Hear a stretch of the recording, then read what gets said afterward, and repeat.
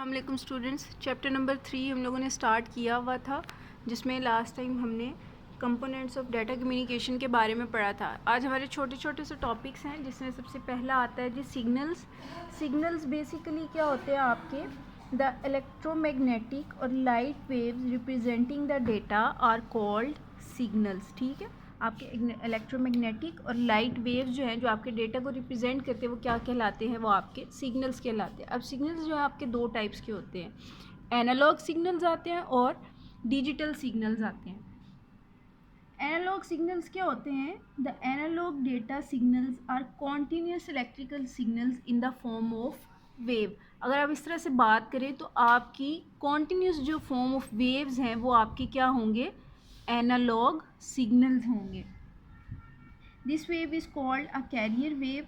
Two characteristics of analog carrier waves that can be altered are frequency and amplitude. अब analogue signal में आपकी दो basically main important चीज़ें आती हैं, एक आपकी फ्रीक्वेंसी आती है, एक आपका एम्पलीट्यूड आता है। इन दोनों चीज़ों के बारे में आप फिज़िक्स में पढ़ चुके हैं, यहाँ हम थोड़ा सा डिस्कस कर लेते हैं। फ्रीक्वेंसी क्या होती है, is the number of times a wave repeats during a specified time interval. एक स्पेसिफाइड टाइम इंटरवल में आपकी वेव जितनी दफ़ा रिपीट होगी, ठीक है, वो क्या कहलाएगी, फ्रीक्वेंसी कहलाएगी। एम्पलीट्यूड क्या होता है आपकी, is the height of the wave with in a given period of time, कि आपकी एक स्पेसिफाइड टाइम पीरियड में जो वेव की हाइट आएगी वो क्या आएगी, एम्पलीट्यूड आएगी। ठीक है, और फ्रीक्वेंसी क्या है कि number of time a wave repeats during a time period.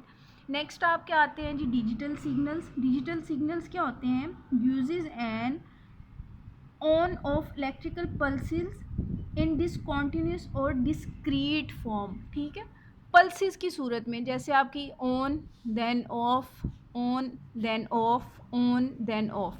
Continuous signals नहीं है एनालॉग की तरह, ये जैसे आपके ऑन ऑफ पल्स होती है, इस तरह के सिग्नल्स होते हैं। Most computers are digital in nature. Computer में आपके डिजिटल सिग्नल्स जो है वो यूज़ किए जाते हैं। जब आपने नंबर ऑफ बिट्स के बारे में पढ़ा था, 0 एंड 1, ठीक है, तो वो ऑन ऑफ ही होता है।